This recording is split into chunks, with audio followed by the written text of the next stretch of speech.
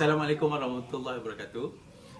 Hari ni saya nak share macam mana cara nak hilangkan hiccups ataupun apa? Sendu. Sendu ke sendawa? Sendu. Okey, ni tips dia. Kita minum air ni, letakkan mulut kita dekat ujung ni. Kita kena upside down lah. Sekejap. Bangun.